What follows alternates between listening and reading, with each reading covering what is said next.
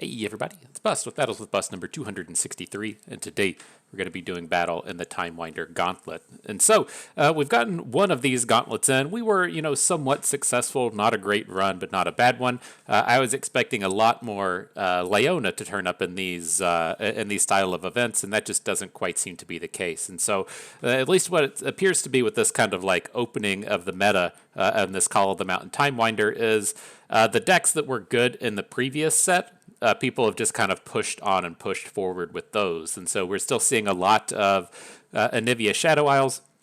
We're seeing a lot of Twisted Fate Swain and the various Swain builds, and then kind of a smattering of things like Gangplank Sejuani and Jinx Draven. And so I was really kind of expecting as things like Aphelios become available, things like Leona in her upgraded form become available, people would kind of push into this kind of mid-rangey space and take advantage of the new cards. But I can't tell if that's just people taking their decks from the previous format and upgrading them a little bit, or if those decks are just actually better than what the new cards bring forth.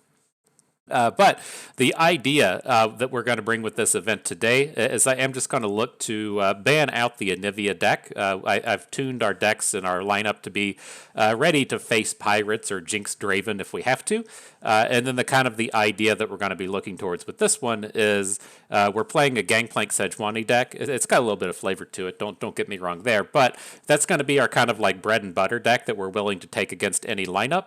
And I feel like once you've kind of made that statement, once you've said I have a deck that I'm willing to take against pretty much anything in the format, then you can kind of tune the rest of your lineup around that. And so I'm looking at it in this sense that if we're up against a really heavy aggro lineup, then we can play our Sejuani deck, and then we're also bringing a Gohard deck. So if we're up against the likes of Jinx Draven, either of those decks will be fine. And so if it's triple aggro and they ban out Sejuani Gangplank, then we can play the deck we want. If they ban out the Gohard deck, then we're still happy with our fallback choice. And then if we do find ourselves up against the slower decks of the format, the various Aphelios decks or Leona decks, anything kind of mid-rangey, even things like Trundlemere, which make a real appearance now that Feel the Rush is in the format, we're bringing the Aurelion Soul ramp deck. And so that's the idea with the decks. We can pull them up real quick to just talk about them for a moment. We're playing Gangplank Sejuani here. Again, this is our big bread and butter deck. And the thing that really surprises me is Powder Pandemonium. I'm not certain if people just didn't realize this card was actually quite good and didn't play it, or if the card Swindle is really enough, right? We played quite a bit of Powder Pandemonium once it kind of came online, and the only cards that are available now that aren't really available in this era are going to be Swindle, the Plunder card, which is a big loss. Having the Plunder cards is quite important. And then Riptide Sermon along with the Eye of Nagakoboros, which granted are quite strong cards, but I don't think that's really enough to kind of push you away from this idea. And so at its core, we still have this really big and nice Gangplank Sejuani deck, but we do have the Powder Pandemonium additions inside. To help hit that additional Plunder, we are playing Shared Spoils. This does kind of weaken our ability to hit the allegiance on Yordle Grifter, but I think we probably do want that additional Plunder, given that we don't have access to the Swindle. And then we fit in just a bit of card draw the rest of the way. And so we're playing the full 3 copies of Pull Shark. I still want to be able to try and hit our opponent on the first turn of the game. And so we aren't playing just the sole Jagged Butcher. We have the Pull Shark as a potential turn 1 attacker to still activate the Gangplank Sejuani half of our deck. But then in the mid game, still just a decent card draw deck to cycle through and find your big important cards. And then a singular copy of where'd you go? Card draw guy. There you go. Fortune Croaker. I worry about him having legitimate targets as the game progresses, so I didn't want to play a big stack of those. But otherwise, a pretty solid Gangplank Sejuani deck. Up next, we have our ramp deck. This is the same one as before.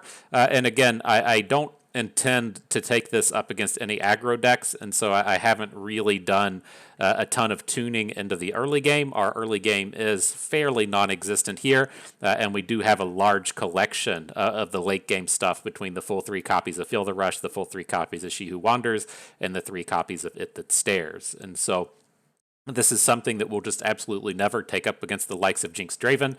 But if you see your opponent coming at you with like a Felios or coming at you with Leona or something, then these are extremely powerful cards. Just those real mid-gamey, stat-heavy kind of decks. We should be able to hopefully punish with this. Last but not least, we do have the Go Hard Twisted Fate deck. This is if you're not familiar with it, just playing a ton of card draw and trying to cycle into your go hards. And so the name of the game is getting Twisted Fate on the board, drawing a ton of cards, trying to flip your Steve, and then the alternate plan that you're going through is casting a go hard to 5 damage AoE your opposing board. And so this is a bit weaker since it was really in its prime. Twisted Fate was nerfed quite a few times. His flip card has been nerfed. Wiggly Burblefish, which you would often see in this kind of deck, has been nerfed, but I think it still has quite a bit of potential here, as cards like Go Hard are exceptionally good against the early game aggro decks.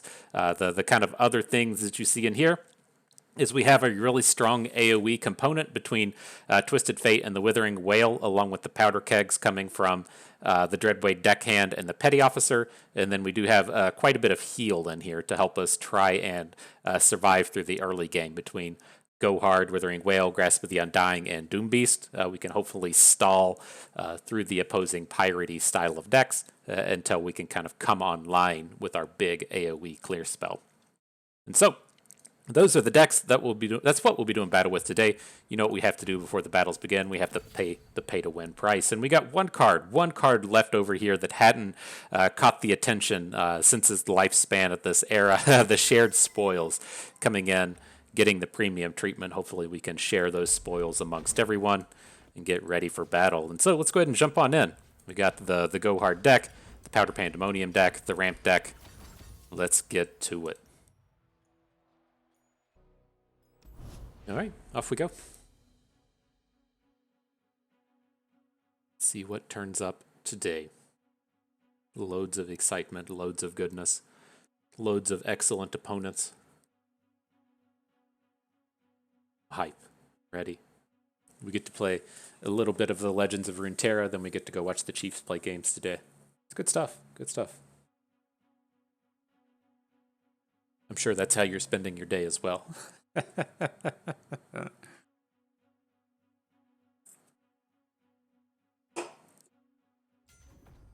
All right, so what do we got here? This is a reasonable lineup set for us. I'm not sure what the No Champion Shadow Isles deck is, but I'm okay with our strategy against the other two. So we can just ban out that thing, whatever it is. He says no thank you to the Aurelian Soul deck. No surprises there. And so we'll be taking in our Gangplank Sejuani. And so again, I'd be, thrilled to play the deck we want in this matchup, but he took that away from us. I still think Gangplank Sejuani is here quite strong, and I'm actually much happier to see Karma Victor than the other deck, and so all feels like a win to me. With this, I'll hang on to the Warning Shot, see if we can't pick up a turn 1 play so we don't have to do it, but we'll see how that goes. It's tough in terms of balancing wanting to level up your Gangplank and your Sejuani as opposed to making usage of the Pull Shark. Because in this matchup, the Sejuani's not as important, right? If the opponent gets to 10 mana with Karma, then they're just going to win the game anyways. They don't really care that all their units are getting frostbitten or whatever. And so it's not nearly as important to just kind of go all in against them in terms of getting that damage in. But I'm going to do it here. We should be able to get the Plunder next turn into his no play and be fairly safe. Right? He currently doesn't have a way to stop us from getting our second level up tick here with the Pull Shark. Oh, nice.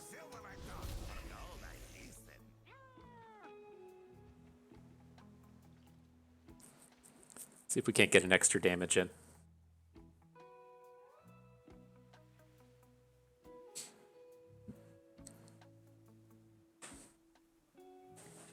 You just gotta go, ooh, I drew my good cards with Pull Shark, my stuff that works.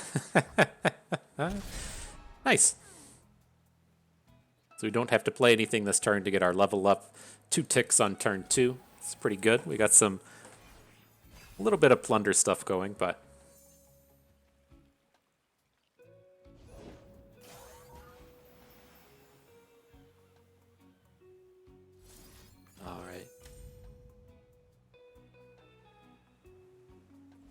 If he protects the unit, that's okay. We're not ultimately too worried about this assembly bot. We should be able to block it over and over and over again. If he's doing some kind of like combo stuff with the assembly bot, I'm not real convinced that that's going to be a thing. But we can block it for days. Jagged Butcher and Gangplank. Cool. So we're primed and ready to get that turn 5 Gangplank. We can open with him on turn 6. That's interesting. I mean, I guess it makes sense that he's blocking, but let's see if we can't play this a little slow and get a Make It Rain kill on the assembly bot.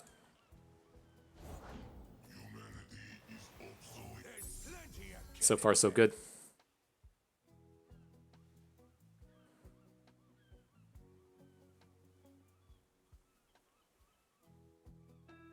Since we've already done the damage this turn, would we rather wait until next turn? Right, we'll play Gangplank and just get a Powder Keg.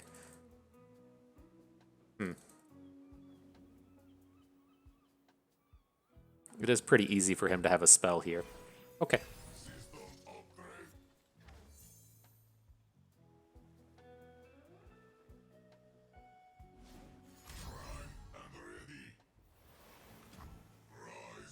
That is some of the downside, giving him those opportunities for just playing the Ballistic Bot card that he wanted to play, but I think we're still fine.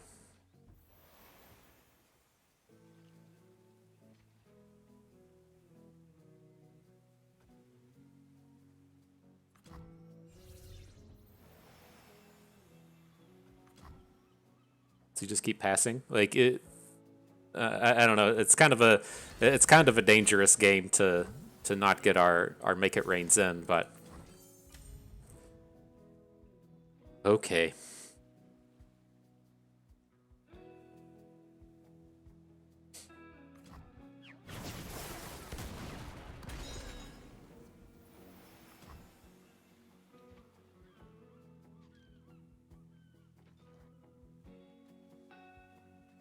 Curious if this... It's like the Gangplank has a real struggle to actually get into combat. This opponent should have a bunch of concussive palms and the like. I don't have high expectations for him. It's like, at some point we do need to kind of like pivot into trying to build up to the Powder Pandemonium. But, I mean, I think if we get another 4 mana out of him this turn, it's not terrible. And if we're doing like 2 damage warning shots, it's not terrible. Let's see what turns up here. I assume this is going to be like a concussive palm or something.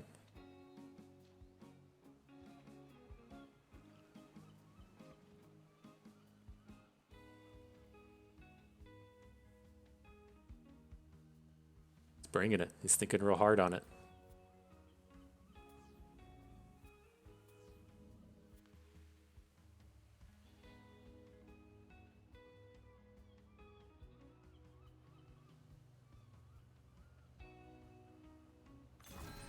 What you got? A Homecoming.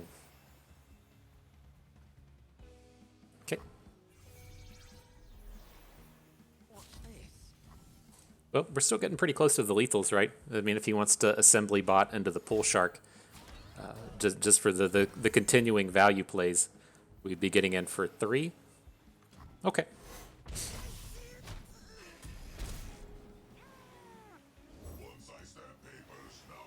So we got a 3 damage in hand so far. We do need to start getting these plunders. That's, again, the next step.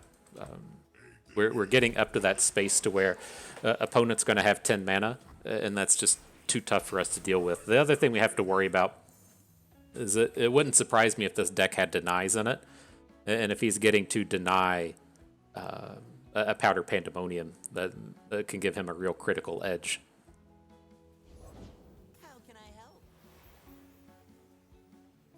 But until that point, I guess we can just keep playing Gangplanks.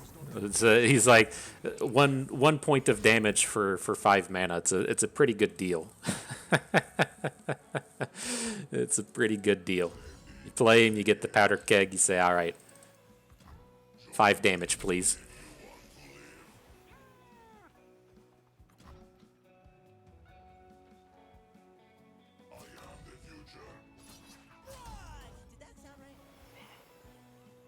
we're getting to where like we probably have to worry about the assembly bot. We're gonna warning shot this turn. Like that's 100% happening. Maybe this is safe if we take 8 and we fall to 7. How do we feel about just killing this thing and then playing Sejuani next turn?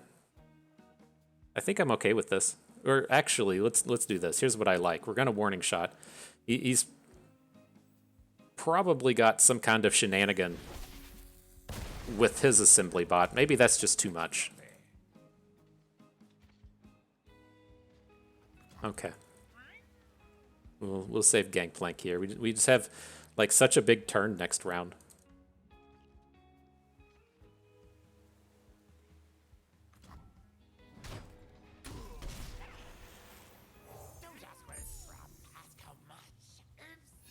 Got our own twin disciplines. Okay. Ooh, University of Piltover did not expect that kind of thing to be rolling through. Discarding your hand is so scary. You had a Mina in there, just getting a bunch of random stuff now. I don't know about that, man.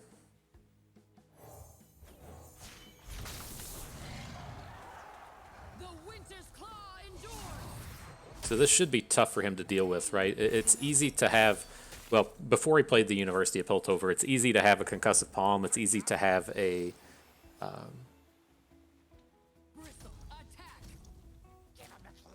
get this pulled in. It's easy to have a Will of Ionia. It's hard to have 2. So I thought we should have been okay there. Good stuff.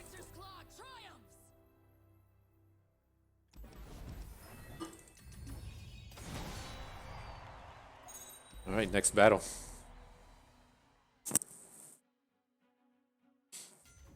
So what do we got here? This is the kind of stuff I'd be like more than happy to take our Aurelian Soul deck into. And so like I just don't care about Vladimir Braum. These cards are garbage. I don't care about Yasuo. These cards are garbage. We'll ban out this Lucian deck.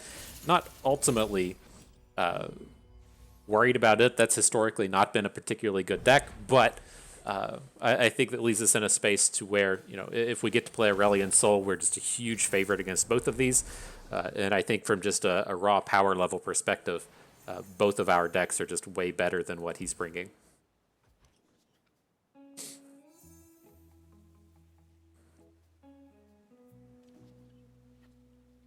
All right, this hand plays into the Powder Pandemonium kind of thing nicely. We do need to pick up a little bit of card draw. That's like the weakness coming out of a hand like this. The Yordle Grifter was a pretty reasonable draw, but so we're gonna. Poor Omen Hawk. We would have been so much nicer if we could have parlayed that down. But I think this is still fine.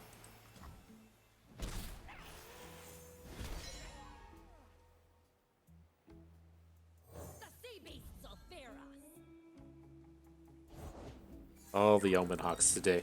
All right. So we'll fall like 1 round behind.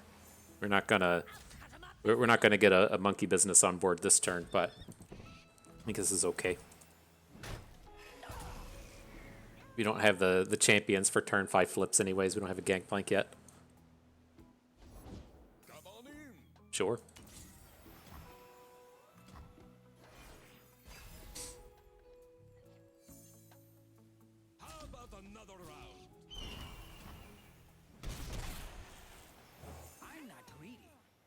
Oh my gosh, and we missed? Well, I guess I guess there's a Sejuani in our near future. Oh my gosh. Oh my gosh. What a what a collection of RNG. Sure, don't care about the Calling Strike, but whiffing on the Allegiance and then not hitting face with the Make It Rain is just kind of double trouble. So tough. We even have a Shared Spoils in our hand already. This is the way you lose to shitty Vladimir decks. Wow. Wow. I don't even know. I don't even know what to say. Okay. That's the way life goes, I guess. Insane. 2 in a row. 2 in a row on missed allegiances. That's...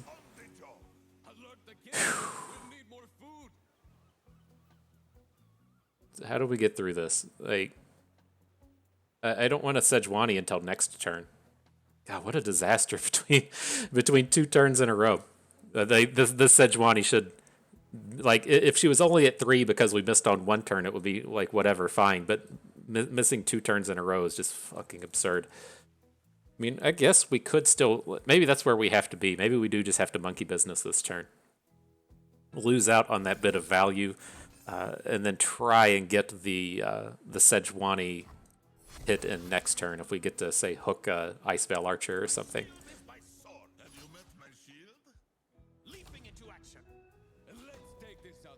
Interesting.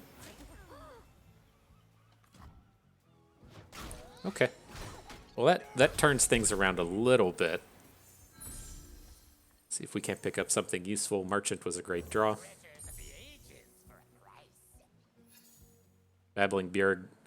We only have champions in our deck that this draws, so that's a pretty good run. Let's bank our mana from this point. Whew, okay. Maybe things will still turn around.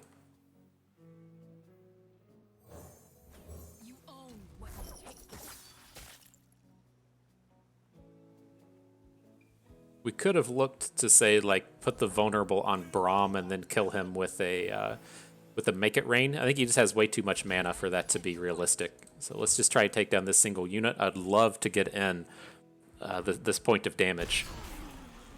Okay. So we're close to getting these flips. Warning Shot. All right. I'd much rather have the Warning Shot next turn. We drew Gangplank. I was like, I bet we just draw Sejuani because that's the way the game works today.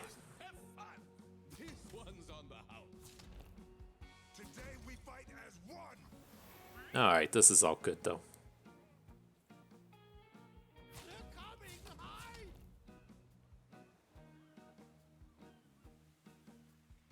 So we'll try to clear out as much board as we can. We'll go for the Make It Rain after combat, and then we'll have the Gangplank Warning Shot for next round.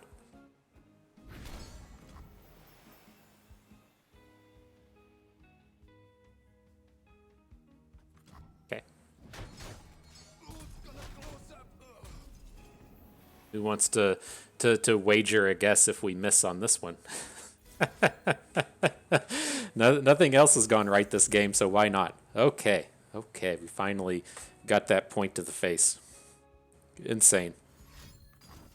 Sure.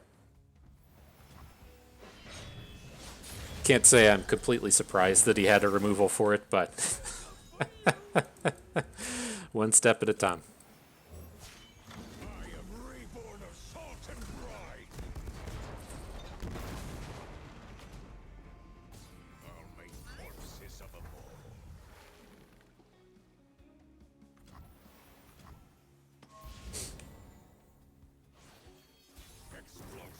Alright, Gangplank, do your thing. You got the triple hit from the powder kegs coming through. This actually levels up as Braum. That's kind of interesting. Right, because the Gangplank blast hits everything, so it's going to hit Braum in the back line and give him a flip. It's okay though. He's not that scary.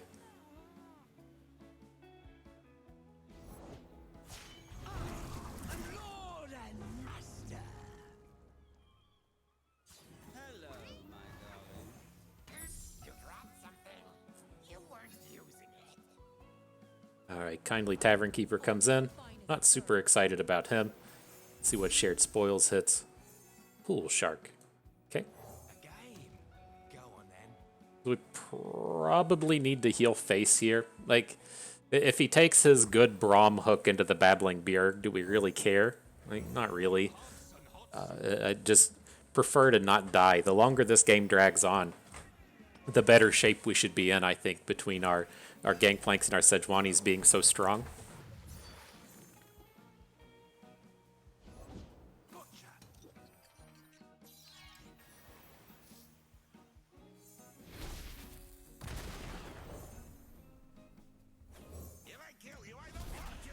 Some more of that card draw. All right. Not terrible. The thing that would worry me here is if he had a way to like boost his Braum into our Gangplank, but doesn't seem to have it. It's like a little scary here not having like the space on board to make powder kegs, but I think he's probably going to give us that chance.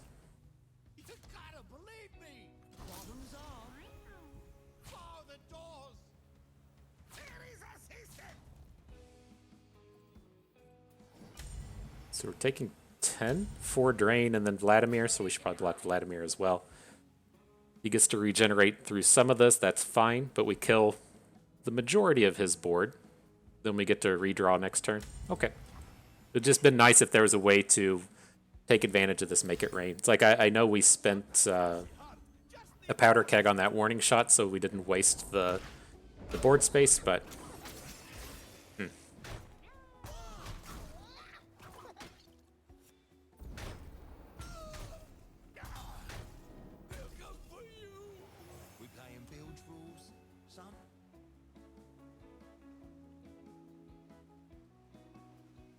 A little bit more card draw feels good. He's got so many cards, man. He's only drawn one card off of that assessor, but I guess that's what happens when you sit around and play a bunch of turds like Warning Shot, as your opponent gets to play better cards. Ugh. So an actual parlay and then a Gangplank. That kind of sucks. Kinda sucks. We can't even like really deal damage on this board because he has blockers for everything. 2, 3. Can only hit for like 5 damage this turn. Brutal. Alright, well, let's get his guys into combat. His only good block on Gangplank is with Vladimir. It's like, I was curious with the last turn if we should have just killed the Vladimir. It's like, if we knew we were drawing Gangplank, then we would have done it, but without that knowledge, it's a bit of a stretch. But if he's going to be greedy and not block with Vladimir, we get to punch in a couple points of damage, then we do have that opportunity to win with the burn spells.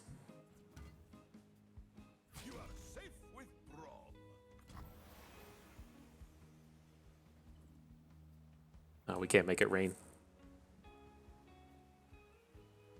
Okay.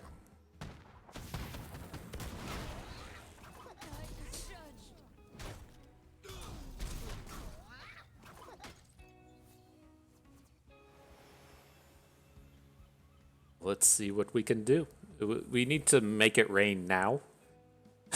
It's like we got to count on this Make It Rain to hit face. And that's it's kind of a tall order as the board gets bigger. It's like, do we ever... well, we hit the face. That was step one. It's just we're in this spot to where we need to cast our burn spells before he gets a drain off of Vladimir. And all of our spells are slow. Looks like he's really lining up an open attack. I think we just have to stop here so that we'll have the Gangplank for next turn. Powder Pandemonium will win this game if we don't get killed in this combat. We have to be at 6 plunders, right? Only 5 plunders?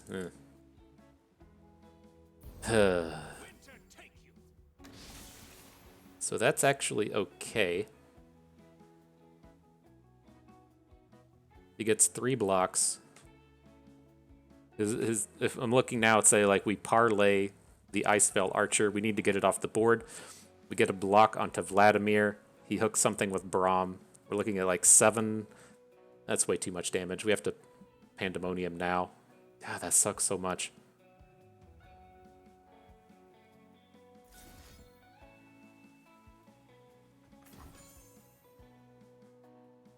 Brutal. This game has just been absolutely brutal. Like, I guess that's what we get when we talk trash about Vladimir and talk trash about Yasuo.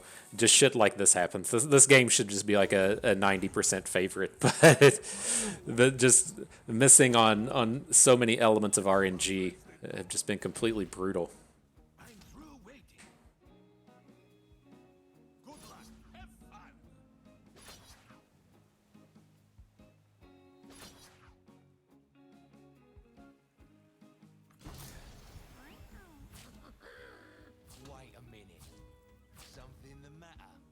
All right, so he even gains 3 at the end of the day.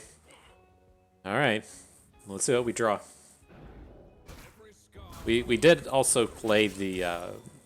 I don't think it's going to come into matter here, but we did play the Gangplank parlay on the previous turn. It was like I didn't want to risk losing our Gangplank and then just having another Gangplank in our hand, and so we let it go. But let's see what we can do here.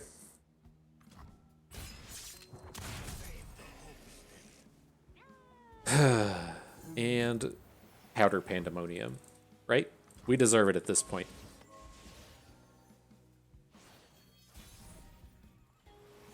Nope.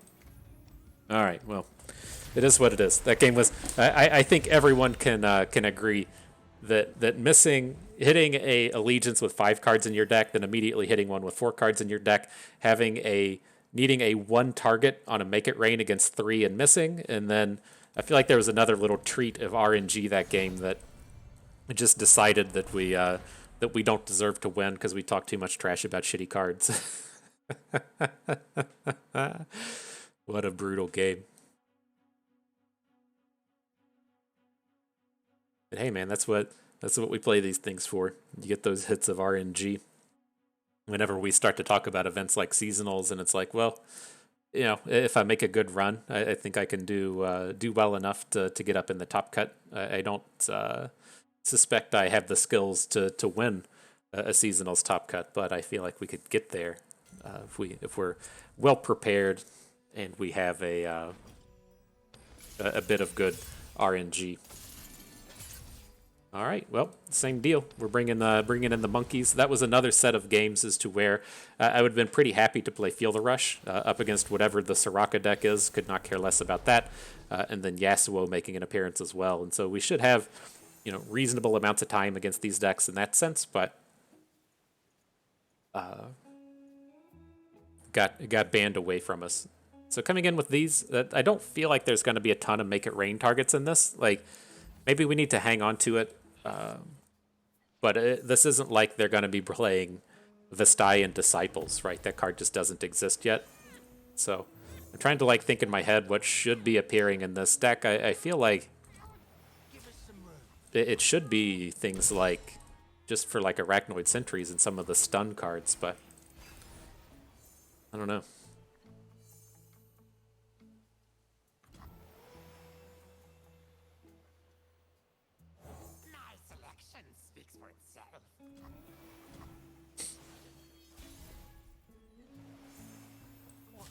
All right, friends, get in there.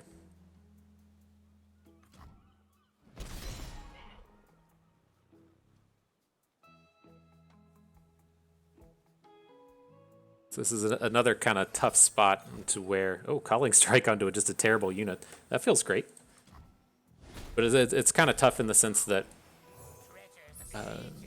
this is one of the matches where I don't super want to build towards champions because they just have so many like stuns and everything to go after them, but we haven't quite had the means to go big for the Powder Pandemoniums, the plunders.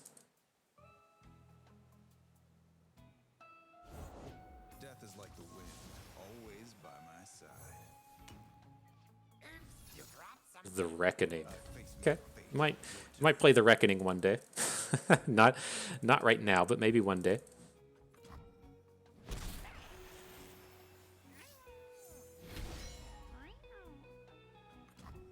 All right, so our champions are up to 3 ticks now. Not terrible. This will get them up to 4. Sejuani will be ready to flip after that. Again, I don't feel like she's ultimately super safe, but opponent should have some trouble stopping it. Like if we get to frostbite their whole board, then they have some trouble recovering out of that.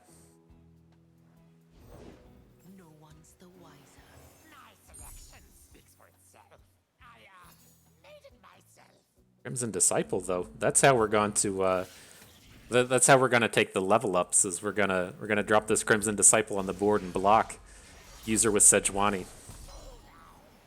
Right? People like the ideas I'm coming up with here.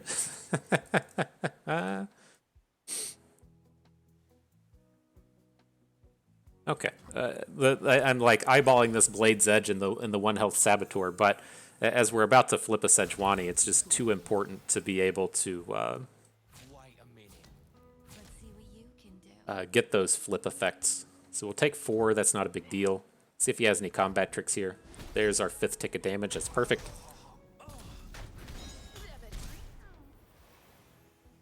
So do we want to play Sejuani? I mean, it is quite interesting when we have cards like Reckoning in hand and Sejuani just kills all of his board. The Reckoning kills all of his board.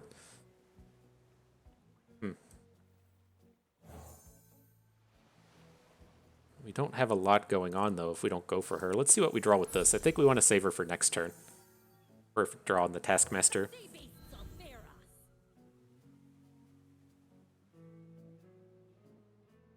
And drop a Pool Shark in as well. It's not a great turn for dropping Pool Sharks, but do we care about losing out on that mana?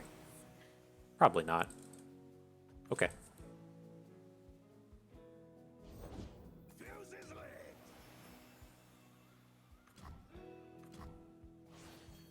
And now we get the vulnerable onto Yasuo. And so if we need to, we can say like hook Yasuo with the smaller unit. If he needs to say preemptively stun Sejuani, then we have the potential to get him. Seems reasonable.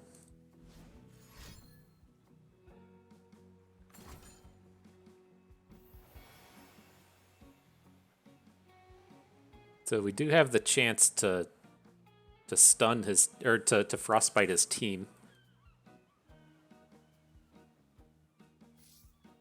Is it ever worthwhile? Like, then we get to follow up with the monkey business? Maybe.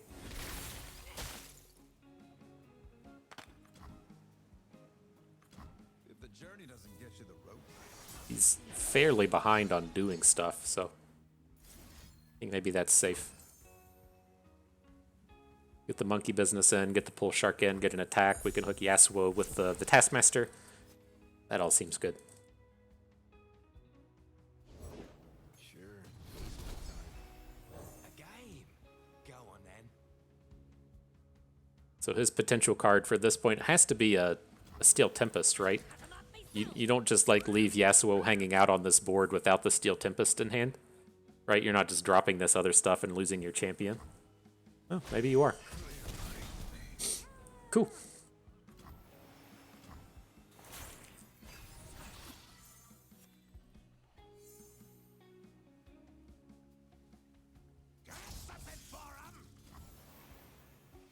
So did we survive any of these? Doesn't look like it. We should be able to just prevent damage at this point and not die.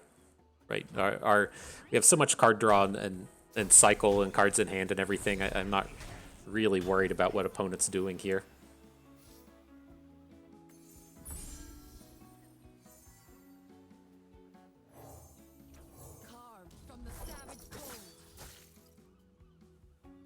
We were super close to just burning him out, right? He's at 4. I don't want to just be spending Blade's Edges and stuff, but we should be able to like play the Pool Shark, play the burn, open next turn, and then just close with Powder Pandemonium. I don't want the Powder Pandemonium to get denied, so I'd like to make him, kind of invest preemptively if that's the case, but I think this game's probably done.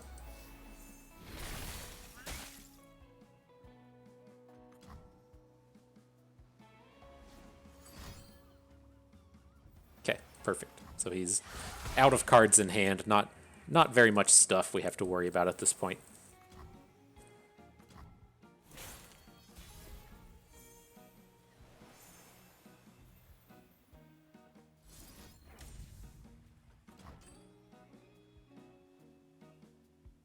We're going to go for the highlight reel play. We're wanting him to play a card, and then we're going to Reckoning. Mina? Fine. I mean, we know that we're winning the game, but I was really excited about playing Reckoning there.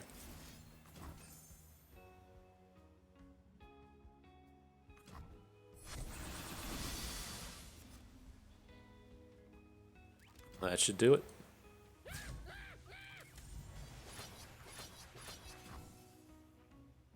Dang. What a sad day. What a sad day. GG nonetheless.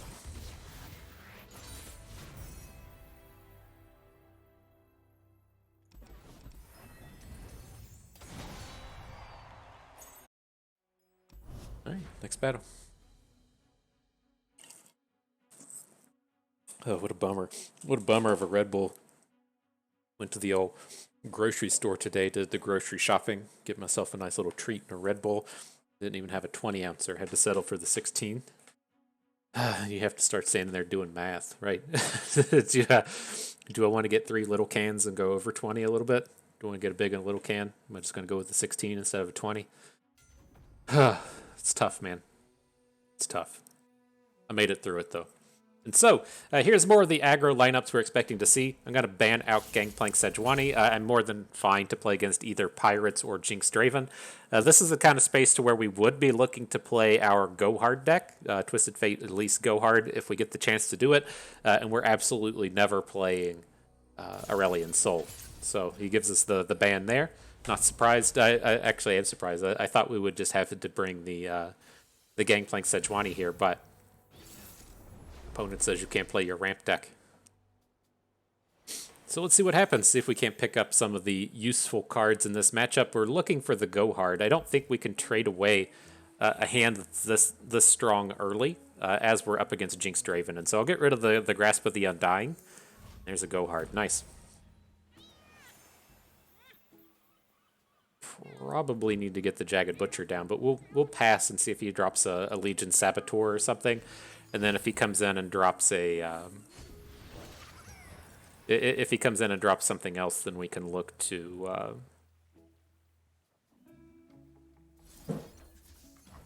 play a unit. Let's just go ahead and take down the Daring Poro and start drawing cards.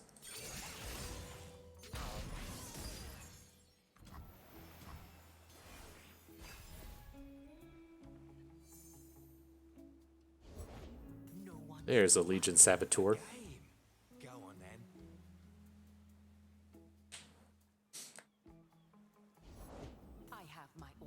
All right, ready to block. I assume he's like, it was kind of awkward with the first Pull Shark because you know he's just going to hook it with the Flame Chompers, but we at least have the unit around now. Like, we need to have the unit on board for our Fortune Croaker next turn, and we do. We have it, but some potential for awkwardness there. And we draw Glimpse from Beyond. Don't really want it. Never like just sacrificing Pull Shark here. If we had the extra mana and could get Elise going, then that would be a little bit different. I think we still want to get Elise down, as opposed to drawing cards, so we can potentially get that second blocker off the little Spiderling. This opposing deck, it's like if he has Draven, then Draven's, you know, a good set of blocks, but outside of Draven, they tend to not have good units in the face of this. Like if he's playing House Spiders, or if he's playing just like it's just the ones and the twos that come out of this. You typically don't see like the Legion Grenadier, the 3/2. So perfect. This whole board is not good against the little spider. Oh, we should have attacked with the Pull Shark as well. Little whoopsies, but it's okay. Not a big whoopsies, you know, just a little one. Just a little one. Alright, let's go ahead and throw down Zap. Pretty decent chance for him to draw Go Hards here. We already had that one Glimpse Beyond shuffled away. We shuffled the extra copy into our deck. Jinx scares me, though. Have to see how quickly he can empty out his hand. Not really guaranteed. Like, it's if we had a second Go Hard, it wouldn't have been as bad. But let's start drawing and see what we hit. We can Withering Wail Deckhand for 2 damage. It's like, I don't think he ever blocks with Jinx, but we need to kind of start coming up with a plan for dealing with her. Oh, I guess she is flipping. Oh, and he just sends it all face. Wow. Wow. Okay. That's aggressive.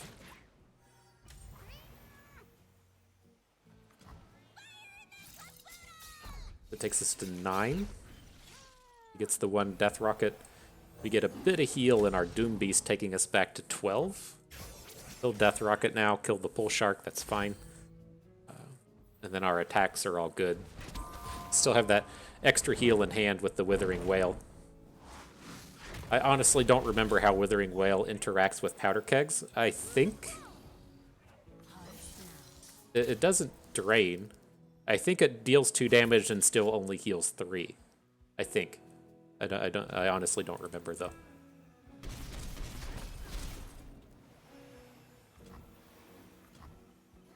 All right, well, pretty good board for opponent to send a Death Rocket into. It's a pretty good one. No, it's here somewhere.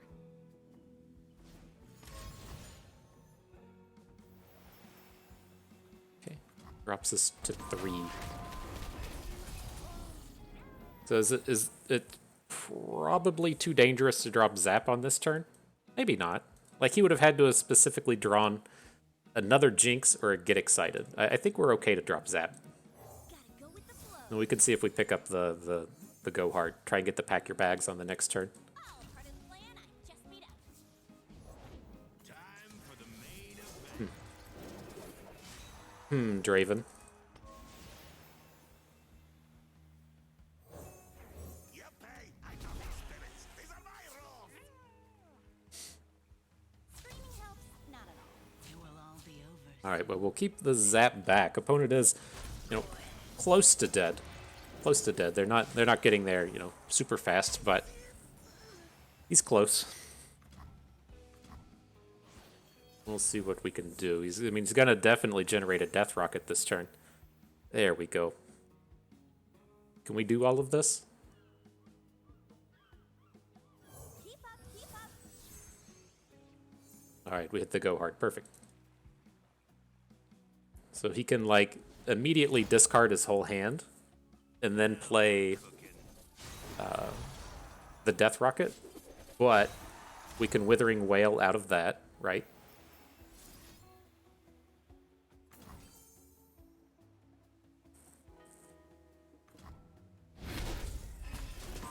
Now we'll come in and Go Hard the Draven.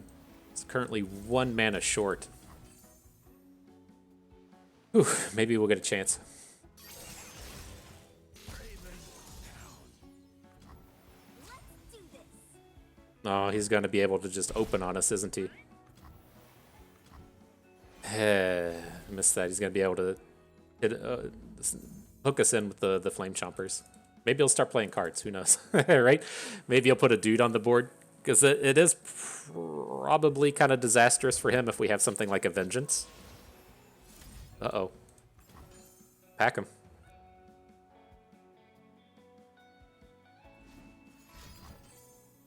Ugh. Gross.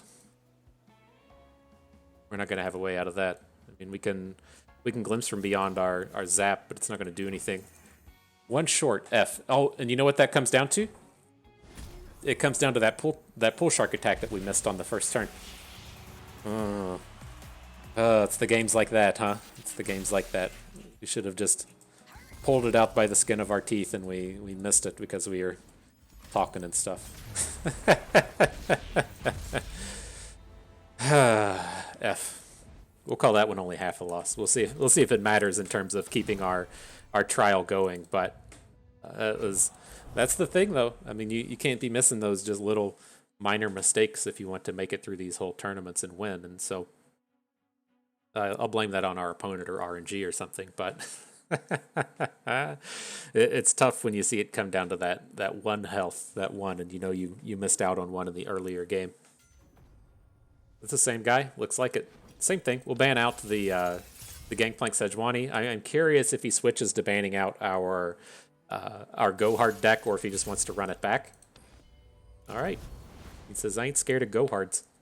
Bring it on. Bring it on, Bust.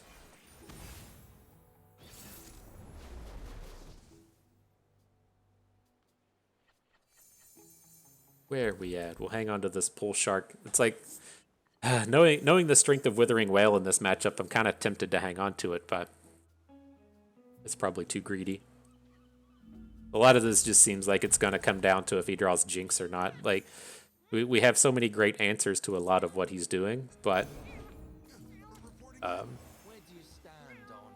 it's like the thing this deck didn't have to do in the days of old was deal with, like, Jinx did like 16 damage that game with Death Rockets, 12 damage.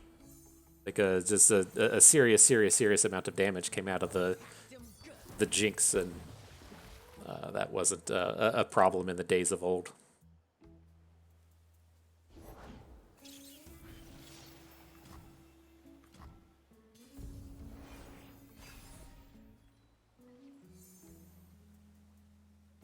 All right, I assume he's going to be hooking in this powder keg at some point. He's probably not going to let us keep the keg on board before we get to drop in Twisted Fate, but maybe he's going to be crazy like that.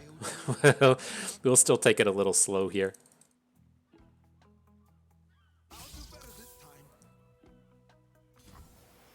Oh, wow, he doesn't hook our powder keg? That's insane. That's insane.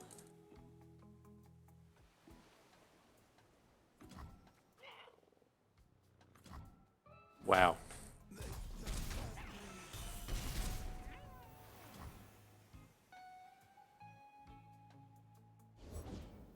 He's adding stuff to the board, and so it's like, at what point are we going to be running into a Jinx? Is this like his game plan now? Is he's just like, does he just have it?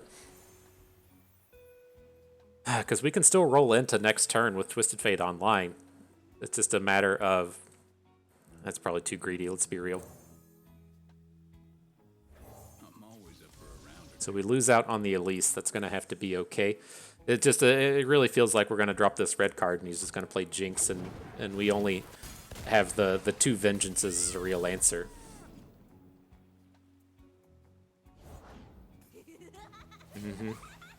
See?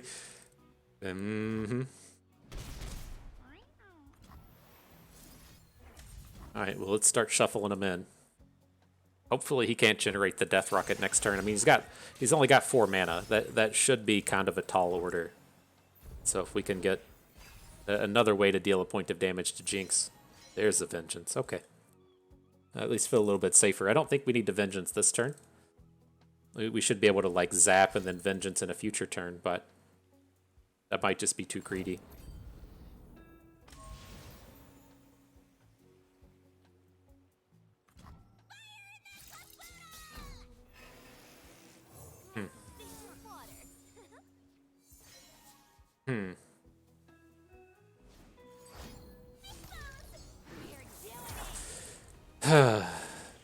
Okay. Well, we brought that upon ourselves. We knew what was happening there, but it's just insane to think that they can get the full discard from there. You have to have a pretty perfect collection of cards.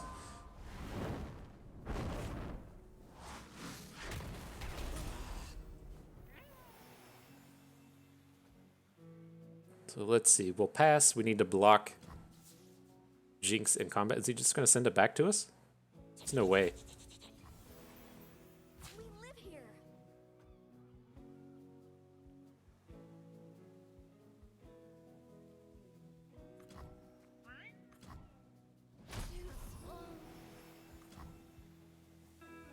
Alright, so he'll play the thing. We'll go hard the guy. He's going to get an extra card draw this turn. But, I mean, we can Vengeance Jinx away before he gets the next Death Rocket.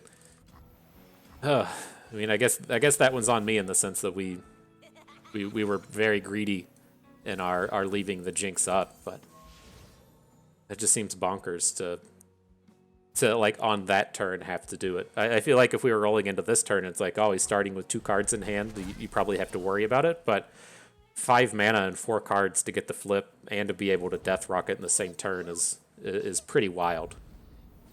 Lady Luck is smiling.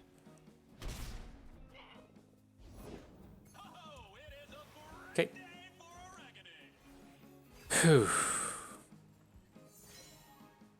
Definitely feels safer with the grasp.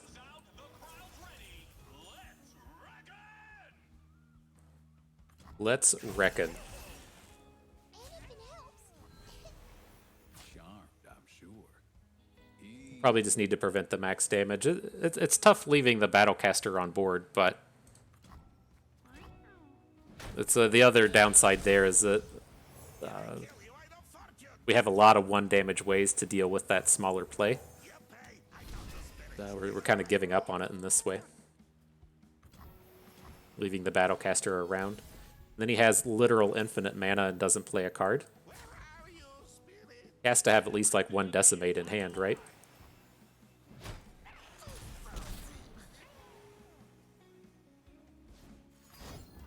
Get excited, plus Flame Chompers. Okay. Alright, good spot to be in.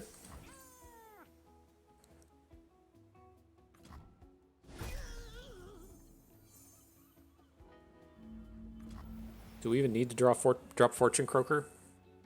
Probably not. We should just have tons and tons of time now.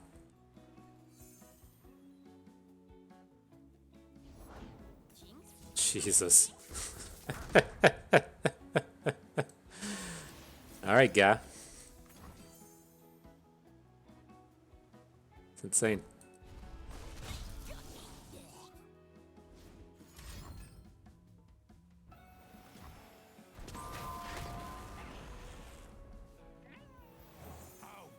See if we can't make it through another 100 turns. He dealt with the 2 jinxes up to this point. Bunch of heal, that feels nice.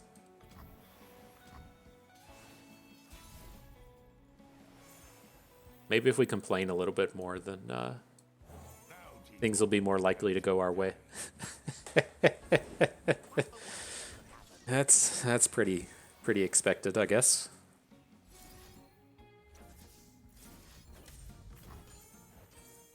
It's just one of those days, man. It's just one of those days.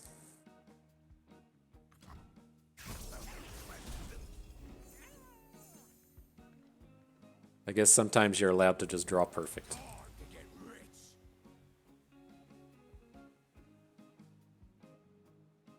Alright, what are we going to face down now, though?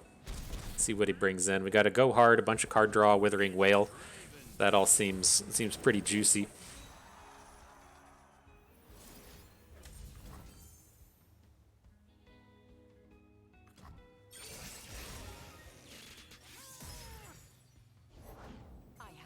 Okay.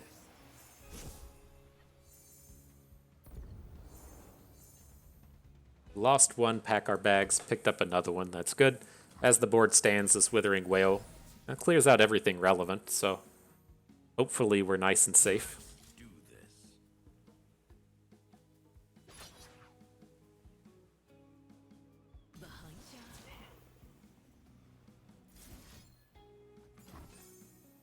I don't think there's anything in the format that like punishes the block. Like he can Whirling Death. If he has another Draven, he can Whirling Death something down. But I don't think we have to worry too much in the sense of opponent having like a survival skills. Survival skills, that's in the game now, right? I can't remember.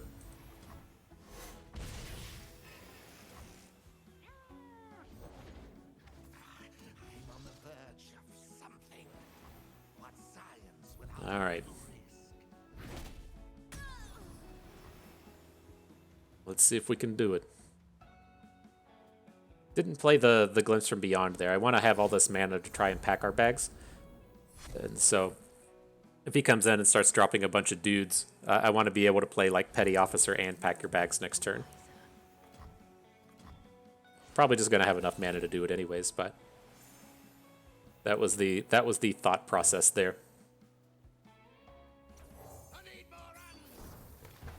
Gonna go Powder Keg. It's gonna make him need a removal spell to kill the Powder Keg to keep the pack your bags from being lethal. I think we might have done it. Whew. Insane, man. Insane.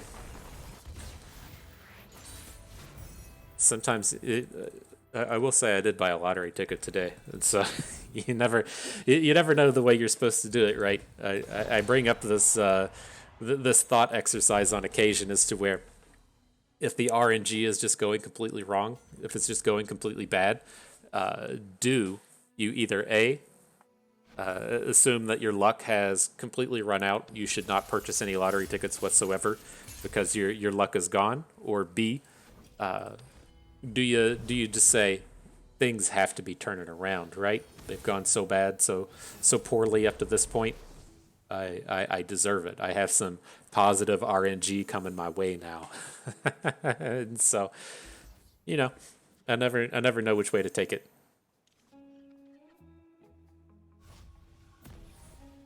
At any rate, though, up against Ash Katarina, let's see if we can't get our turn one pull shark in here. Start getting the gangplank level ups happening. Not a bad start.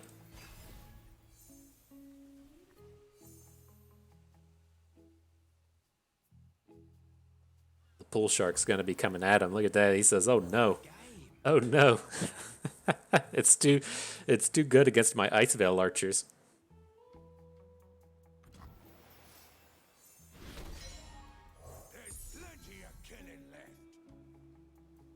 What do you think of that? S2 Juju Bab R's number 2. It's a real question coming at you.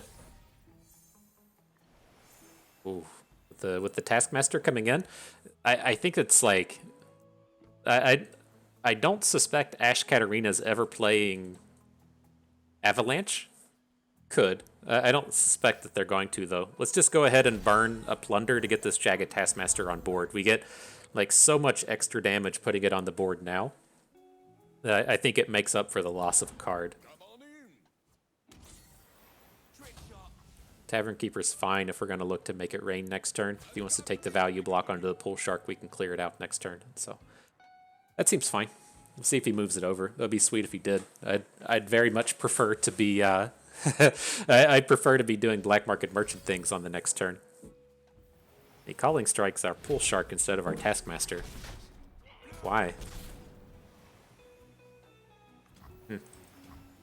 Just worried about a combat trick of some sort? Interesting. Alright, but now that we picked up the second Pandemonium, we have to just get the plunders going. And so it's not a particularly awesome plunder here, but I think we have to take it. Alright, well. There's definitely a world where he plays Ash and just doesn't attack. He has to be kind of in that space to where he says, oh, well, if I attack and this goes wrong, I probably just lose the game. And so I could... Holy shit, he is bringing it. He's out of mana. Why would you do this? That seems horrible. Wow. I could see the Demacian border from here. That's insane, right? That was a literally insane attack. I'm not crazy in saying that, I don't think. Huh. Well, here comes a ton of damage. Harsh Winds could prevent 6 of it, but we should be getting in... what is that, like 6, 10, 13? Should be at... leave him at 1 in the kind of worst case scenario.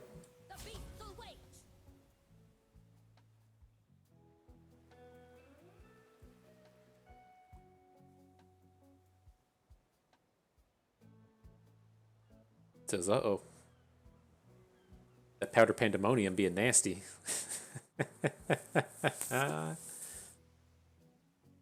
This card is good, right? I'm curious what happened. Like, I think it's been kind of very interesting, the rise of the Powder Pandemonium. It couldn't have been the cards from, like, Swindle. Swindle was when it really picked up. I don't know if, like, somebody just figured it out. Like, they're like, oh, here's a new Plunder card, herp derp, let me try all these. And then they realized that the Powder Pandemonium was good. Or what, you know, physically happened during the course of the game then. But it seems like it should have been good here, and it was just kind of never on my radar as actually being good. So that's ultimately pretty strange to me. Now, as like seasonals rolls around, there's always, I don't know if it's like the same guy in APAC, but there's always a dude in the APAC region that just brings like triple Pandemonium, and he top cuts like every single seasonal. So just playing triple Pandemonium. I think he may or may not. I don't think he qualified for Worlds. He qualified for the Worlds qualifier, and so it's like you get all the points for the through seasonals and ladder ranks and tournaments, and that qualifies you for the regionals thing. And then it's like the top few people out of those regional things make their way from there beyond. And I think he didn't qualify for Worlds through that thing. And so, up against these decks here, like Mono Targon, Celestials, I don't think I care about, and I don't really care about this Allegiance deck over here. We'll ban out Deep just because it seems like his best deck, and I am more than excited to play Aurelion Sol into either of these. Like, maybe it's scary playing Aurelion Sol into Teemo, but I think we can handle it reasonably. I'd feel better if this was a format where we had Blighted Ravine, but I think it'll be okay. This is the matchup we wanted. Again, I think that we're doing the same thing, but we just do it a lot faster than him. We can get our Aurelion Sol down on like turn 5 or something, and turn 6, and he can't really do that. But here comes the Targon's Peak. Let's see. Let's see who can get that Aurelion Sol down fastest. It's like I wonder if it's even worthwhile to be dropping the Peak in this match, given that a opponent is playing Aurelion Sol as well. A lot of opportunity for just poor RNG there, but I think it's probably worth the risk. As it gets in this space to where, you know, you play the Peak and you both have like 5 cards in your hand, and the average cost of the cards in our hand is like 8 or 9, and the average cost of card in his hand is like 3 or 4. Then it feels like a win for us.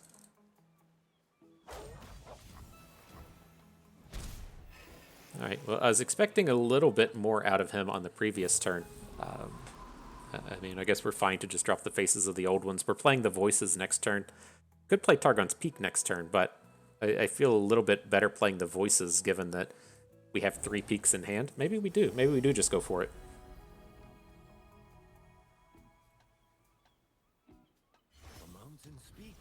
Let's just go for it. We'll get like 3 Targon's Peaks on the board this game. That is something to worry about, though, right? As he's invoked twice now, he's gonna have a real collection of cards that are good with the Peak. This is not what I was really expecting to happen. Do we ever just give up on the Targon's Peak plan and move to Voices of the Old Ones? I mean, that has to just be the safer way to go about it. But we don't have like our big spells at this point. YOLO. All right. Okay, Gauntlet and Celestials. Oh boy. I hope that's a Zoe. Oh, this is just going to be a disaster, isn't it? You seem familiar. Oh, this is going to be a disaster. All right, we hit our She Who Wanders, though. That's the important part. It's like I almost don't even want to play She Who Wanders, given that if it like clears all of these shitty cards out of his hand, and it's going to make it easier for his Celestials to get hit. But I think we still just got to go for it. It's too good.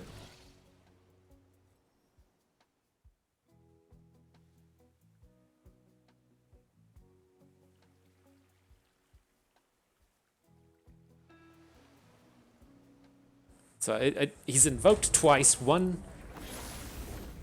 Okay, he's got 5 cards in hand. One of them hit that Written in the Stars. So he may have the Aurelion Sol in hand. Otherwise, it should just, if it was a Zoe, then I feel like we're in pretty good shape here. But I'm going to give you all the opportunities, dude. We're going to drop the second Peak. And ideally, what we'll be able to do here is blow up all of our own Targon's Peaks with the Ithid Stairs. And so, like 2 turns from now, we're going to look to just drop whatever we hit from the Voices of the Old Ones and then drop the Ithid Stairs. And so it's realistic if we want, we may want to actually just drop it next turn. Both of our voices hit, both of our things hit Voices.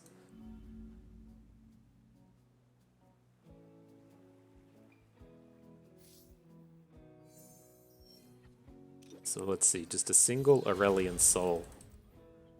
Kind of a bummer.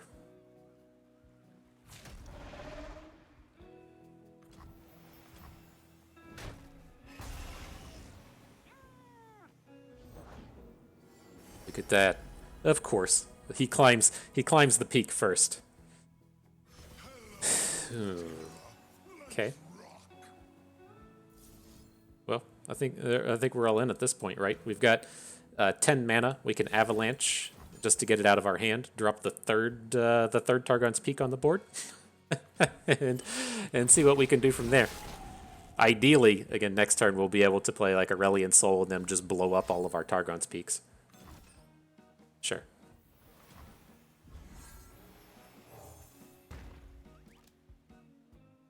That's what life's about right there.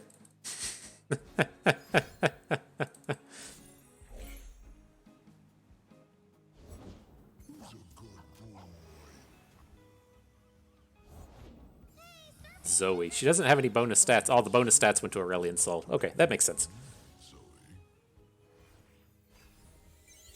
Alright, let's see how this RNG hits. Very important turn right here. Our Aurelion Soul missed on It That Stares, but we can get everything else going. Okay. That's gonna be good. Oh, we're at 12? We just died of this stuff? Oh, that's a bummer. I thought we were gonna get everything going for free. Alright. That's a bummer.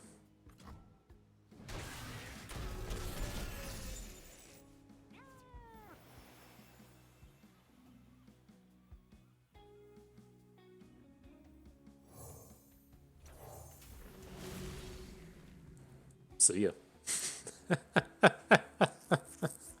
We need to kind of try and sequence this out so that we kill off a bunch of his stuff with our avalanches and not kill Zoe. And we're 1 mana short of the Aurelion Soul flip. That's kind of a bummer as well.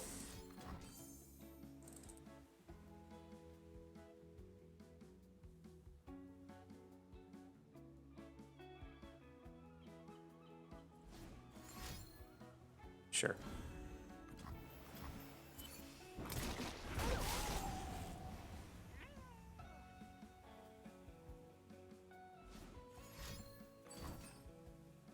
Okay.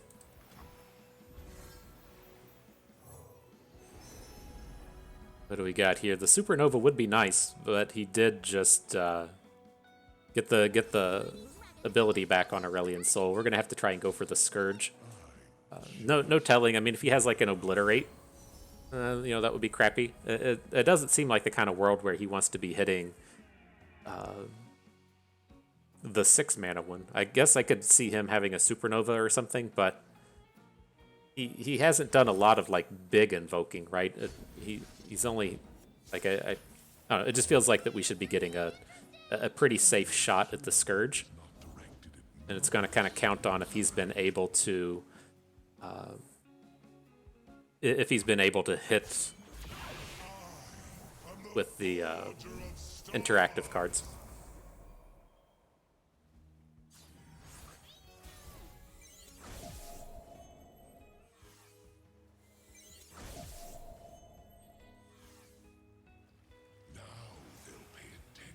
Now they'll pay attention. All right, let's give it a go. Oh, come on. Oh, you gotta be kidding me. Okay. Just keep on marking it. Keep on marking it in the RNG day of busts. Opponent not only not only written in the stars into the Aurelion Soul, but it gets hit on the peak with like 5 or 6 cards in hand. We play our cards. It's just it's tough, man. It's been a tough go on the day. All right, though. Moving on to the next one. What do we think of this stuff? If it strikes me as if like we take the Zed out of the picture, we could play the Aurelion Soul deck if we need to. I don't think I want to play Go Hard against any of this. Go Hard doesn't like you want to basically ask yourself like, does this deck have a Legion Saboteur in it? And if it does, then you're fine to play Go Hard. If it doesn't, you don't want to play it. And so I think we want to just ban out the Zed. Then if he makes us play the Aurelion Soul deck, I'm kind of okay with it. And we've kind of gotten to this space to where people seem to have quit banning out our Gangplank Sejuani, which I kind of expected to be the ban every game, but nonetheless, it looks reasonable. I think we want to just hang on to the one Pull Shark and then look for some more early game stuff to do. Monkey Business isn't that great, given the way our hand looked there. Look better than Make It Rains against Fiora, though. She can definitely be a problem, given that she can be a problem in the sense that if we're trying to just throw down all these cheap units and then they're just kind of like, LOL, it's Fiora. We don't have answers to Fiora.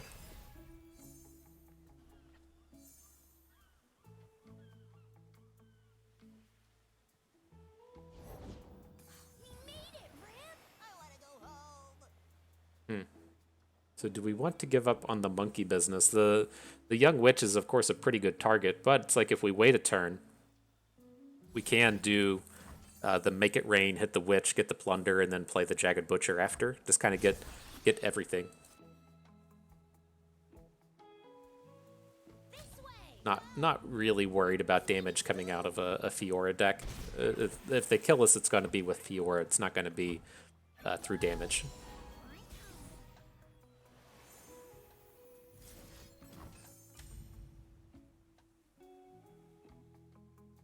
So there's the better Make It Rain. Get us 3 turns in a row of doing the Nexus damage. We'll have the Plunder for the Jagged Butcher now. Don't care about this. That's actually a really nice Twin Disciplines for us. It's like if he's going to come into Fiora next turn, he's lost out on, you know, all of his banked up spell mana.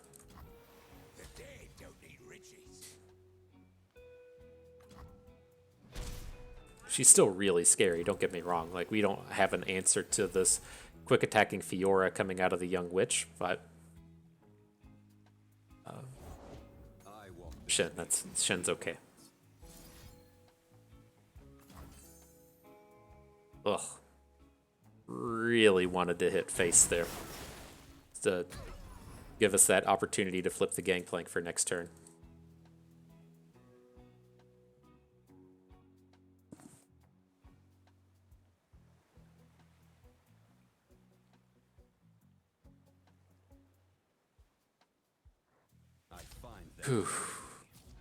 Okay, we could take this round. I'm gonna drop the Fortune Croaker now, and then it'll leave us in a space to where we can look to open attack next turn and then deal damage without being in combat, or without using a spell. As it stands, we have 3 attackers, 2 blockers. We should be able to get a Gangplank tick in if we want.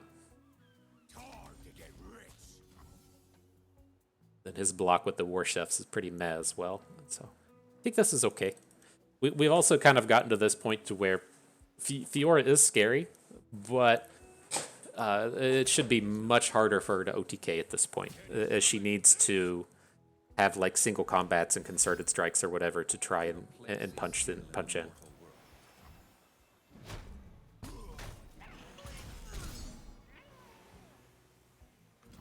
Okay.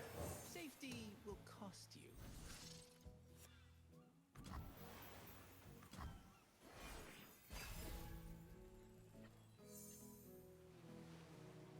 You're ready, Gangplank. You can do your thing now. Silent as death. Very easy target for the parlay. It's just a win for us all around. If he has to play a combat trick on it, then it feels really good. If he doesn't and it just dies, it feels pretty good for us as well.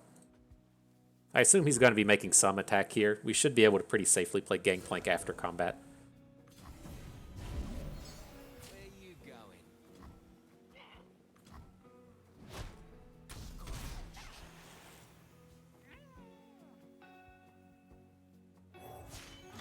All right, there he is. Get some of them salty oranges. I can't remember what he calls him. It's one of those in between game things, to where Gangplank starts talking, and it's starts going on about how he likes to get the salty oranges or something. He puts the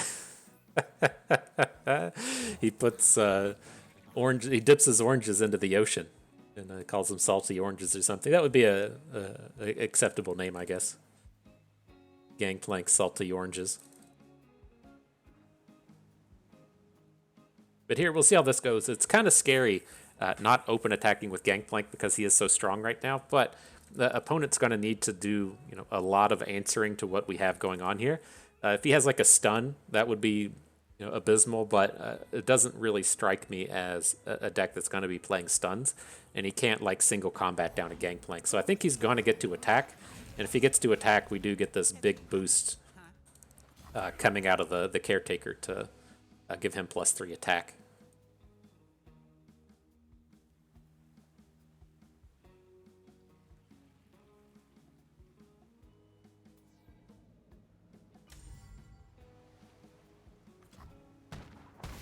You just give up. We had lethal there, right? Okay. GG. Okay. Survive the day, continue on.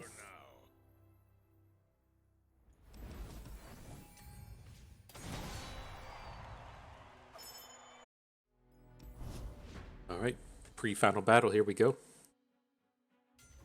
So what do we got? Is that the same guy? Similar deck list, not the same guy. And so this is one that's actually kind of interesting in the sense that we're leaving Soraka Tonkench up, and I don't really want to play against Fiora Shen. I'm fine to play with it against not Gangplank. I'm fine to play with it like with Aurelion Soul, but I worry that if we just like leave up like Jinx Draven and Tom Kench, they're such like wildly different decks that we're really going to be struggling if he bans out our Gangplank Sejuani. But he didn't do it. Perfect. And so we can run this one out. It's a little scary in the face of Tom Kench. Oh, that's such a risky bring. The Aurelion Soul deck just annihilates it. But all right, here we go.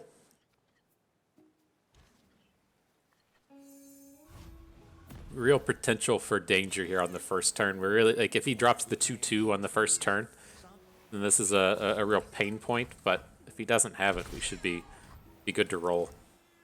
All right. What did we find? A Make It Rain. Well, this is the time to be dropping Make It Rains on on terrible boards. Get it for free. Get that tick up for our champions. Okay. Going well.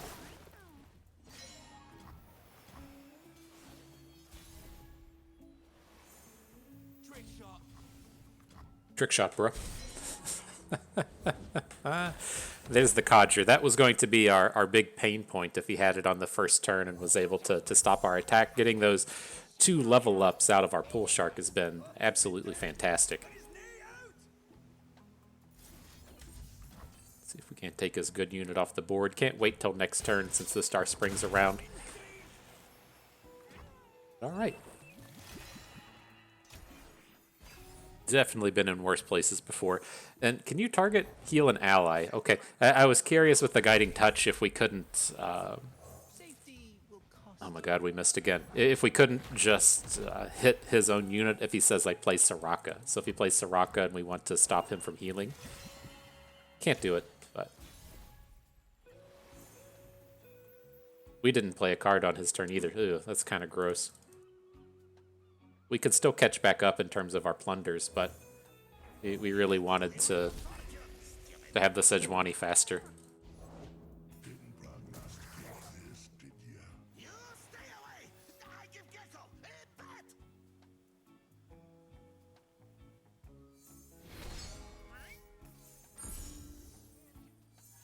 All right, and a Jagged Butcher. Sure.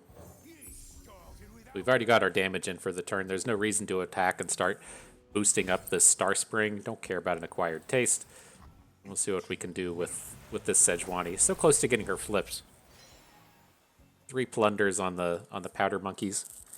Might be short. Seems like we're a little short on the damages we need. Appetizers of plenty.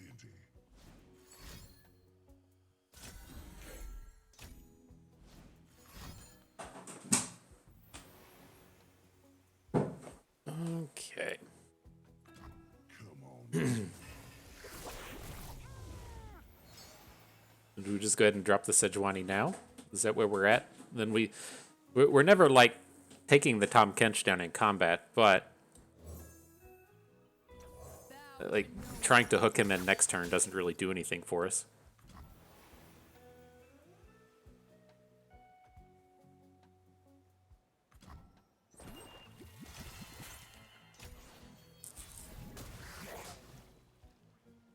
All right, here's the big critical attack. Let's see what happens. He's not close with Star. God, he is getting pretty close with that Star Spring. This might be too dangerous. I don't know. It just feels like we're in a horrible spot this game now.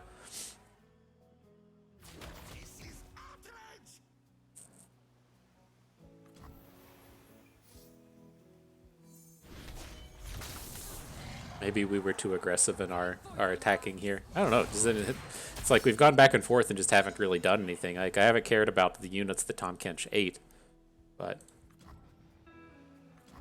we're just not going to be able to get through this board.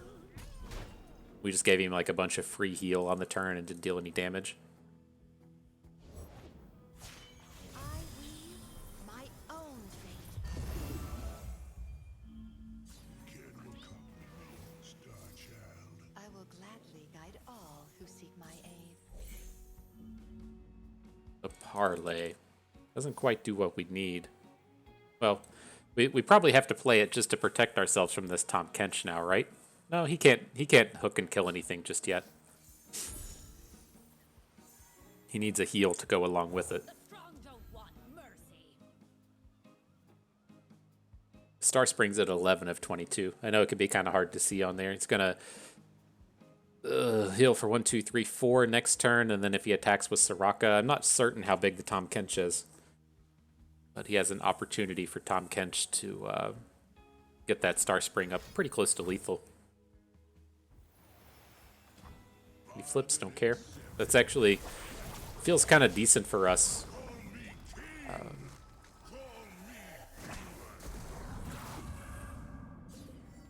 Given that he's like really close to that Star Spring win.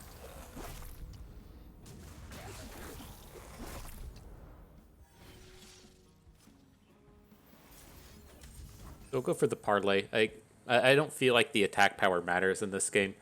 The frostbiting. I can't remember if the frostbite on Tahm Kench counts as because he's trying to strike, right? Isn't the acquired taste a strike? It strikes him, then he captures it. So if he can't strike, it doesn't do anything. Guess we'll find out. He's got 0 power right now. Nope, looks like it still worked.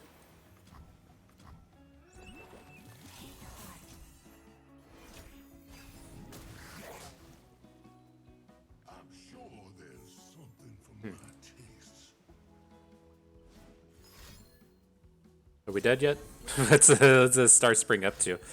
All right, that was brutal. I thought that match was not going to be terrible, and I was completely wrong. I think that would have actually been a pretty good space to just. I think we approached that wrong. Like the space we don't want to be in is to where they have both an aggro deck and a control deck up at the same time.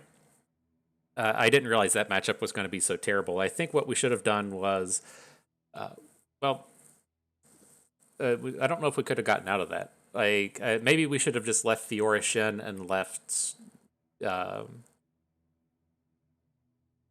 My initial thought was like, well, maybe we come in and ban out the Jinx Draven, and then we're happy to play Aurelion Soul against either of the opposing 2 decks. But if he bans out our ramp deck, then we're in kind of a bind. We're stuck to being in that point to where we have to play.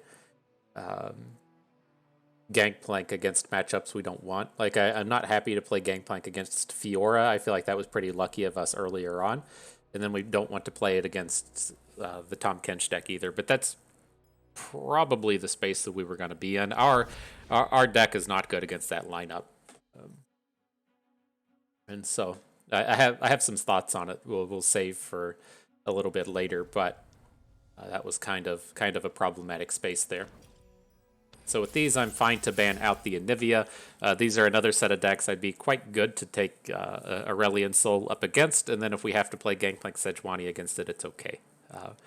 The decks like Deep do have some problems with the likes of Sejuani, and so we do have kind of a double angle to take at this deck, although I would prefer to just be playing ramp.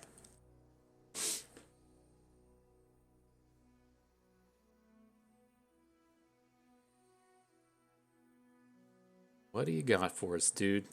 Thinking on it hard, making the big choices in life.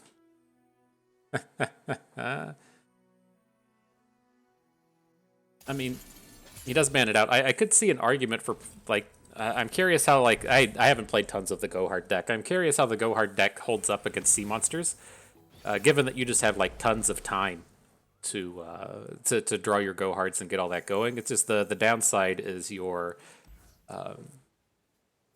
Go Hards don't actually kill anything.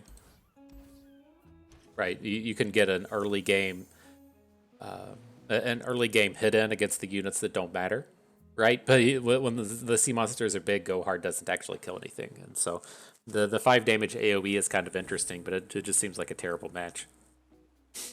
But opponent's bringing Thresher Alien Soul. I think this is fine. I think we'll probably surprise him with these Powder Pandemonium should they come down, and a reasonable opener here to where we can drop the turn 1 warning shot and then turn 2 open with the Jagged Butchers. I don't think we ever want to do this all on turn 2. Now that we drew the second Jagged Butcher, in my experience, that's a bait, and so we're not going to get in as much damage this way. But he doesn't have the Avarosian Sentry down just yet, so he can't quite stop our Jagged Butcher's attack. That lets us open up for the Plunder, and we can just follow up a little bit later. Whoa, what is this? Not expecting Cursed Keepers.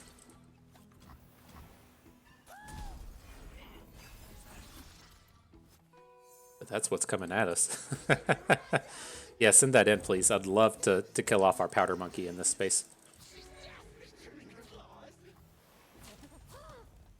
Alright, just clear it all out. I'm not certain why he attacks with the Warden's Prey. There's something I'm missing that I'm not quite picking up on here. And if he wants to Black Spear, that sounds terrible.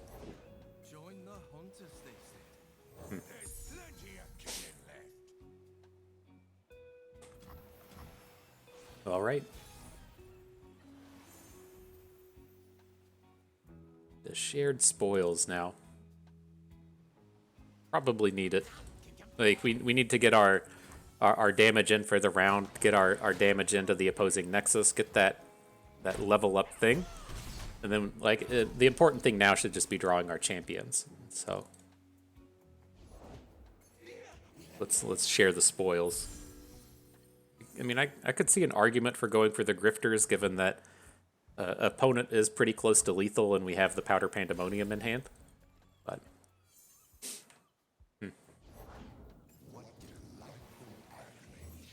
Got the Rekindler. we can do some nastiness there. Let's see if we can get a Sejuani back out here.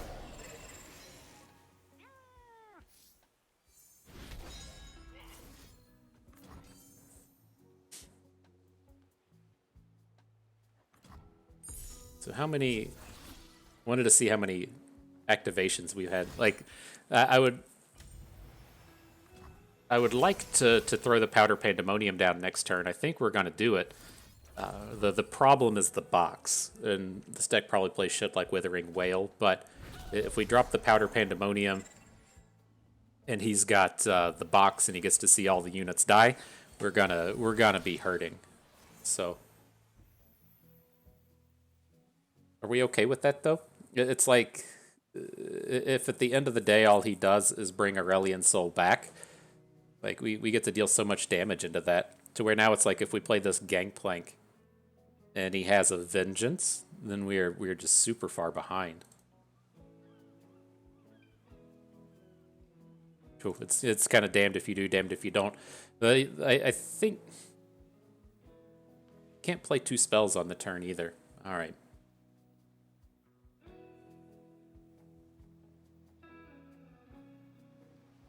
How much? Well, we can do the Powder Pandemonium. The kind of like next thing with this is if he's just going for like the box, if he's not going for Withering Whale, then we'll just kill him with the 11 damage of Powder Monkey.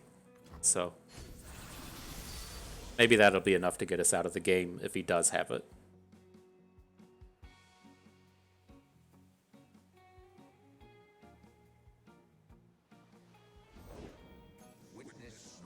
Okay. We've got 1, 2, 3, 4 blockers. Heavy pockets, huh?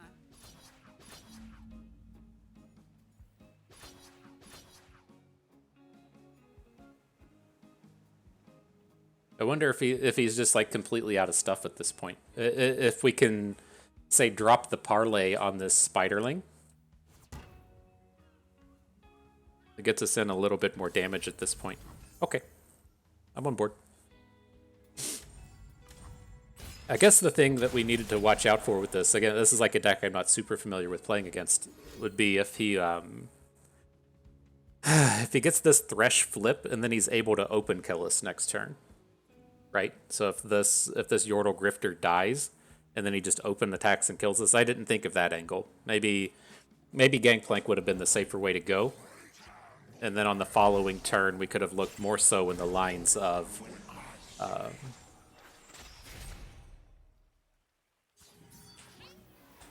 look more so along the lines of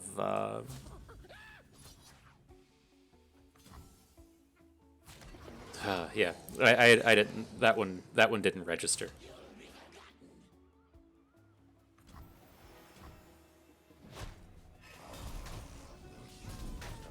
All right, let's see. If he can't kill the Yordle Grifter, then I think we're okay. All right, we have the second Powder Pandemonium, but this is definitely a scary spot. I wasn't. Oh no, he just hooks us with F. That's exactly 19. That's on me. We should have just gone for the Gangplank route. That was like as the thing that I talk about as kind of my weakness in the game compared to a lot of the people that have played since the start. We've played the game since the start, but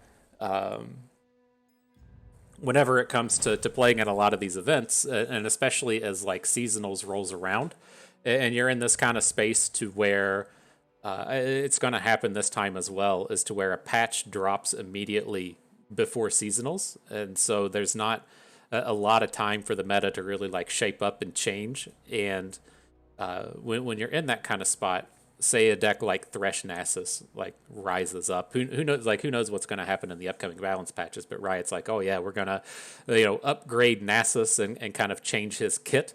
As these final patches come out, they look as a way to kind of prepare yourself for the next set that's about to come out, and so they always like upgrade the stuff that's about to have some kind of synergy in the new set. And so just with this hypothetical example of Thresh Nasus, as that comes to being it rises to be a real deck because they upgraded something, whatever. Then the people that were playing a lot back during the Empires of the Ascended, they have what I call muscle memory in terms of they've played a lot of matches against that in the past, and they can just kind of eyeball it and say like, well, the matchup is different, but I remember, this is how you should be mulliganing. This is the kind of key card. This is how they kind of finish you off. As to where in a lot of these matches, to where we played against Soraka Tahm Kench and then we played against Thresh Aurelion Sol, a lot of their angles really kind of slipped me because these were not real decks in Expedition, and I just have a very limited exposure to them. And so as that game kind of hit right there with that Thresh Aurelion Sol, that's not an angle that I've been like super familiar with. And so it hit me as things were like going on that we were about to be in a bit of trouble. I didn't think that the flip was going to be that bad because we could put down blockers, but once it kind of like hit that he could like open and hit and everything like that, it became very clear that we were making terrible plays. And so that is one of the downsides. Again, we played Expedition only from the release of the game until its demise, and so spots like this really kind of catch me, and it's been a real pain point in terms of seasonals as well, as you'll be like, oh cool, this Pantheon deck is like the new the new big thing that literally everyone's going to be playing, and I'm just like, oh, I didn't play when Pantheon was a card. Like I'm not used to any of these play patterns or anything, and I have to kind of figure it out on the fly. And it's not to say that that's the excuse for not playing fantastically, but there's most certainly people that have started playing after I started and are much better than me at the game, absolutely. But it creates a real pain point for me. And so in that last game, those last two games actually kind of like really showcased that kind of problem in the sense that I just didn't play in this point. We were just playing Expedition, and it's kind of awkward for me to pick up on the fly. But in terms of this lineup itself, I really like two aspects of it. I really like the idea of playing Sejuani Gangplank. This is a deck that's, pretty good against the field. It's good against everything. I think in that last game, if we'd played Gangplank on the last turn and then looked to play two follow-up Powder Pandemoniums, or we had the Rekindler in hand. It's like if we played Gangplank and then he has the Vengeance, and then we look to just rekindle back Gangplank the following turn. That's going to be pretty powerful as well. But nonetheless, I think this deck is a nice cornerstone to the format. We've taken this kind of like two ideas to how to approach these best of three single game matchups, as to where you bring two decks that tend to be just like really good against the field. I think Gangplank Sejuani fits into those quite nicely. And then you bring one deck that is your kind of wild card, your really polarized matchup. And if you can formulate the opposing lineup to just be shit against that, then you can leave yourself with a really good set of matchups. And we've toyed with the idea of that deck being our Aurelion Sol ramp deck. And you could see in a lot of the matchups that we had today, that's actually a pretty fantastic strategy in this set. There's a lot of lineups that are just kind of like mid-rangey and dirtily and not really doing anything. Like, what does Soraka Tom Kench do against Aurelion Sol? It just loses. I'll go ahead and put it out there for you. It can't actually win the game fast. You don't care about Tom Kench. You don't care about their life gain. It's just they're trying to prey on things like pirates, and they just get smoked by Aurelion Sol. And so if they're bringing these lineups like that, and something like Fiora Ash, and then or like Fiora Shen or Fiora Ash, whatever, and then you ban out whatever their third deck is, that leaves you in a really kind of promising space. And that's the way that we've been looking at these gauntlets for the past little bit. But I think this is a nice kind of expansion on that idea, as to where, what if we bring like one really good against the field deck? That's our Sejuani Gangplank.